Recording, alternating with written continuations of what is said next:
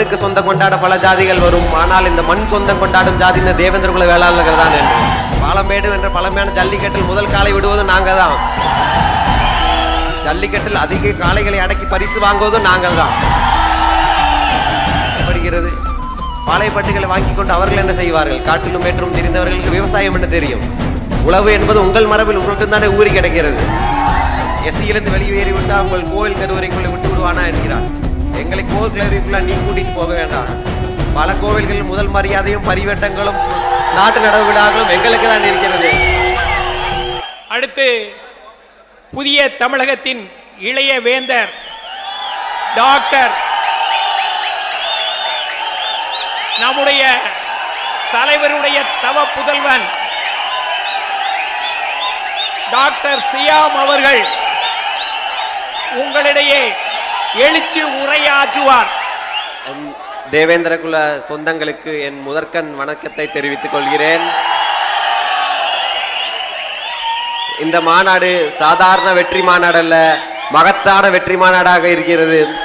மாநாடு துவங்கும் முன்பே தேசிய ஊடகங்கள் நம்மை பற்றி செய்திகளை இப்படி ஒரு சமுதாயம் இடஒதுக்கீடை விட்டு வெளியே போகிறோம் என்பதை கோரிக்கையாக வைத்துக்கொண்டு லட்சக்கணக்கில் திரண்டு கேட்கிறார்களே என்று அது ஆச்சரியப்பட்டு பேசிக் கொண்டிருக்கிறார்கள். நாட்டில் அடையாளத்தை மீட்டெடுக்கவும் சுயமரியாதையை மீட்டெடுக்கவும் எஸ்சி பட்டியலை விட்டு வெளியேறுகிறோம். எத்தனை பல சலுகைகள் பல சட்ட பாதுகாப்புகளுடைய இந்த பட்டியலை விட்டு வெளியேறுகிறோம். இந்த சட்ட பாதுகாப்புகள் இருக்கிறது என்று நான் சொல்கிறேன் என்றால் நமக்கே வந்து பாடம் எடுக்கிறார்கள். இப்படியெல்லாம் பாதுகாப்புகள் இருக்கிறது என்று. எங்களுக்கு பிரச்சனை என்று வந்தபோது எந்த சட்டமும் எங்களை வந்து பாதுகாக்கவில்லை. நாங்களே தான் எங்களுக்கு போர்வாளாக பாதுகாத்து கொண்டோம் என்று சொல்லுகிறேன். இடஒதுக்கீடை வைத்துக்கொண்டு இங்கு எந்த சாதியும் முன்னேற போவது கிடையாது. அரசு வேலைகளில் எல்லா சாதிக்கும் பிரதிநிதித்துவம் இருக்க வேண்டும் என்பதற்காக தான் ஒரு இடஒதுக்கீடை தவிர இங்கே இடஒதுக்கீடை பற்றி எந்த ஜாதியும் முன்னேறியது கிடையாது. மாறாக ஆட்சியும் அதிகாரம் பெற்றுதான் முன்னேறி இருக்கிறது என்பதை சொல்கிறேன். இந்த வரலாற்று பிழை எப்படி நிகழ்ந்திருக்கக்கூடும்? எப்படி தேவேந்திர குல சமுதாயம் பட்டியல் சமுதாயத்தில் சேர்க்கப்பட்டிருக்கக்கூடும்? வறுமை மட்டுமே ஒரே காரணமாக இருந்திருக்கும். இந்த சமுதாயம் எப்படி வறுமைக்குள்ளானது? எப்படி இந்த சமுதாயம் குடி நீக்கப்பட்டது என்பதை பற்றிய வரலாறுகள் எல்லாம் இங்கே யாரும் பேசுவது கிடையாது.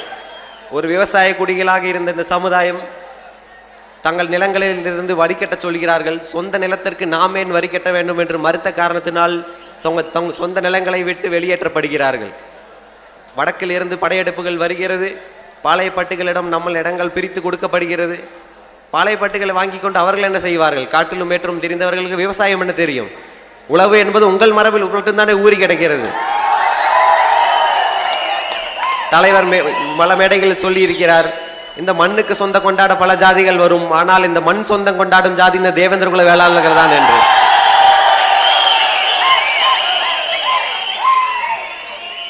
70 ஆண்டுகள் இடஒதுக்கீடு பெற்று நாங்கள் என்றும் பெரிதாக முன்னேறி கொள்ளவில்லை.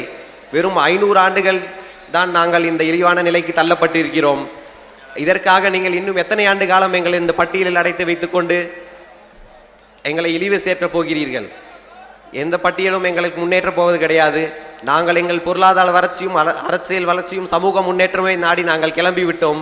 நீங்கள் ஜாக்கிரதையாக இருந்து கொள்ளுங்கள். எங்களை இங்கே முன்பு இருக்கவர்கள் பேசினார்கள், தேவேந்திர குல வேளாளர்கள் பசுவை கடவுளாக வணங்குபவர்கள் என்று, மாற்றுக்கறி உண்டாதவர்கள் என்று. தலைவர் அவர்கள் டெல்லி மேடையில் பேசினார், மாட்டுக்கறி உண்ணாத தேவேந்திரர்கள் என்று. அப்போ அங்கிருந்து ஒரு செய்தியாளர் கேட்கிறார், அதை ஏன் இவ்வளவு குறிப்பிட்டு சொல்கிறீர்கள் என்று. அவர்களுக்கு அந்த மாட்டுக்கறி பாஜக அரசியலை சார்ந்து அவர்கள் கேள்வி எழுப்பினார்கள். அதற்கு பதில் நான் சொல்கிறேன், மற்ற ஜாதிகளுக்கோ பிராமணர்களுக்கோ பசுவை வணங்குவது ஏதோ மதம் சார்ந்த விஷயமாக இருக்கலாம். ஆனால் தேவேந்திரர்களுக்கு அது கலாச்சாரமும் வாழ்வியல் சார்ந்த விஷயம். அது எங்கள் வாழ்வியலோடு தொன்று வந்தது. பாலமேடு என்ற பழமையான ஜல்லிக்கட்டில் முதல் காலை விடுவது நாங்கள் தான்.